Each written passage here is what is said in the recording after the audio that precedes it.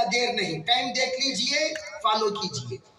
میں یہ عرض کرنا چاہ رہا ہوں کہ جس وقت اللہ رب العزت نے یہاں پر مسلمانوں کو سلطنت عطا فرمائی اور انہوں نے سب کے خیر خواہ بن کر رہے، سب کے خیر خواہ بن کر رہے، سب کو انہوں نے دان عطا کیا۔ آپ اگر تاریخ پڑھو گے، میں اسی لیے کہا کرتا ہوں مسلمانوں کو چاہیے کہ کچھ اسٹڈی کریں، کچھ ہوم ورک کریں، کچھ پڑھیں، کچھ جانیں۔ ہم میں سے اکثر لوگوں کو کچھ نہیں پتا، 97% ہم لوگوں میں ان پڑھ زیادہ ہیں، 97 3% ہیں جو پڑھے لکھے کہلائے جاتے ہیں۔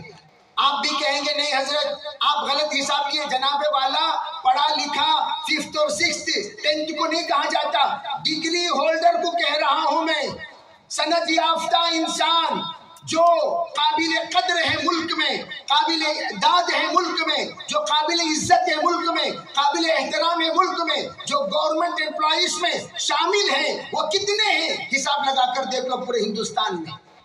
میں یہ عرض کر رہا ہوں کہ جس وقت انہوں نے عطا کیا بادشاہوں نے ایک بڑا عطیہ ہم وطن بھائیوں کو بھی گیا ہے، مندروں کو گیا ہے۔ تمام لوگ اس تاریخ کو جانتے ہیں اور مساجد بھی بنوائے، خانخواہیں بنوائے، عیدگاہیں بنوائے، درگاہیں بنوائے، یہ بھی ایک لمبی فہرست ہے۔ ایسا نہیں کہ کسی کو دیا کسی کو نہیں دیا، نہیں، سب کو عطا کیا، سب کو دیا، سب کو انہوں نے نوازا، سب کو انہوں نے خوش کیا اور باقاعدہ انہوں نے سب سے داد تحسین حاصل کیا۔ اب جو لوگ کہتے ہیں ارے بھائی سب سے زیادہ پراپرٹی ملٹری کے پاس ہے، تو بہت اچھی بات ہے بھائی، سب سے پہلی پراپرٹی ان کی ہے، اس میں آپ حضرات تسلیم ضرور کریں گے، اس لیے کہ پورے ہندوستان میں جہاں پر ڈیفنس کا سب سے زیادہ آپ پراپرٹی دیکھیں گے، ان سٹیٹس میں سب سے بڑا سٹیٹ ہمارا کرناٹک بھی ہے جہاں سب سے زیادہ ان کی ملکیت باقی ہے۔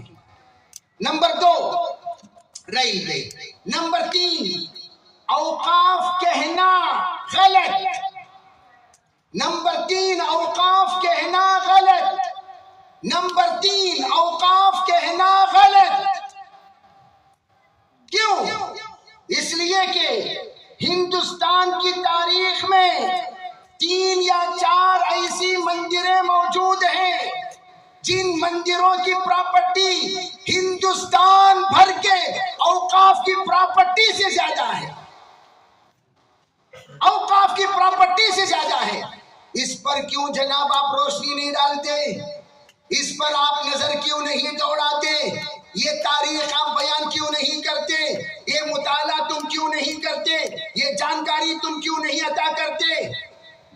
میں ہمیشہ ایک بات کہا کرتا ہوں، اس لیے کہ جو ان کے وہ زمینیں موجود ہیں ان پر بہت سارے اللیگل قبضے موجود ہیں۔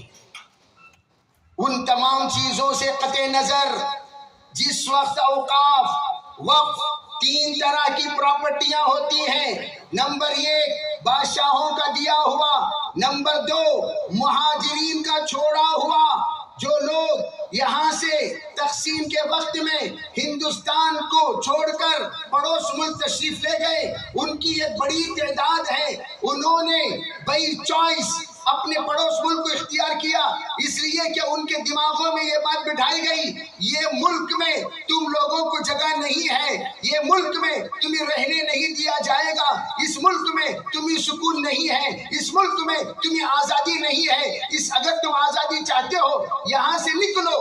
بڑا مجمع نکلنا شروع ہوا، ہمارے اکابرین نے کہا نہیں بھائی مت جایا کرو، مت جایا کرو، مت جایا کرو، لیکن سننے والوں نے سنا، نہیں سننے والے آگے بڑھے۔ نتیجہ کیا ہوا؟ جس وقت وہ گئے بہت بڑا قتل و غارت ہوا۔ خاکر خون کتاب کا مطالعہ کیجئے، امرتسر سے لے کر لاہور پہنچنے والی ٹرین پیسنجر کی وہ لاشوں کی بھری ہوئی کئی دنوں تک، کئی مہینوں تک جاتی رہی۔ لوگوں نے وہاں اپنے رشتہ داروں کی لاشیں اتاری اور اتار کر تدفین کیا ہے۔ اور جب لوگ گئے جاتے ہوئے اپنے جائیداد یہاں چھوڑ کر گئے، گھر کی شکل میں، بلڈنگ کی شکل میں، زمین کی شکل میں، اور تمام چیزوں کو انہوں نے یہیں پر چھوڑ کر جس وقت چلے گئے اللہ کے پاس، میرے بھائیوں اس وقت آپ لوگ تاریخ غور سے سنیں، اس وقت یہ قانون بنایا گیا 1955 میں۔ اگر کوئی ایسی چیزیں چھوڑ کر چلا گیا، ان کا کوئی رشتہ دار یہاں ٹیک اوور کرنے کے لیے نہیں ہے، تو وہ جائیدادوں کو وقف میں شامل کر دیا جانا چاہیے۔ چنانچہ انگریز کے زمانے میں 2 ایکٹ بنے ہیں، 1913 میں، 1936 میں، اور تیسرا ایکٹ بنا 1955 میں۔ یہ تیسرا بنا ہے قانون، چنانچہ ان سب کو شامل کر لیا گیا۔ پھر اس کے بعد 1998 میں بہت سارے شرائط کے ساتھ اس کو منظم کیا گیا۔ پھر اس کے بعد نظر خامس 2013 میں دوبارہ ڈالا گیا۔ گویا ہندوستان کے اوقاف کے سلسلے میں پہلا وقت بادشاہوں کا، دوسرا وقت مہاجرین کا، تیسرا وقت جو ہندوستان میں رہنے والے احباب جنہوں نے اپنے طرف سے عطا کیا، اپنے طرف سے دیا، اپنے طرف سے چھوڑا، ان اوقاف کو تیسرا نمبر دیا گیا۔ اب گویا 3 طرح کے اوقاف ماشاءاللہ جمع ہو گئے۔ اب تینوں طرح کے اوقاف جہاں پر پراپرٹیاں جمع ہوئی، ہم ذرا پوچھتے ہیں کہ بھئی اس وقت آپ لوگوں کو 5 مرتبہ قانون بنانے کے بعد 2024 میں کیا ضرورت پڑی؟ آپ یہاں اوقاف کے قوانین میں ترمیم کر رہے ہو، اس میں 40 باتوں کا اضافہ ہوا، ان میں 14 باتیں قابل ذکر ہیں، ان میں 3 باتیں قابل تحمل نہیں ہیں۔ جن باتیں قابل تحمل نہیں ہیں وہ کیا؟ نمبر 1، 13 افراد ہوتے ہیں اوقاف کے ذمہ دار، ان 13 میں سے تمام مذہب والوں میں یہ تحریراً موجود ہے، جو جس کمیونٹی کا اوقاف کا ذمہ دار ہوگا وہ اسی کمیونٹی کا مذہب کا تابع دار ہوگا، وفادار ہوگا، پیروکار ہوگا۔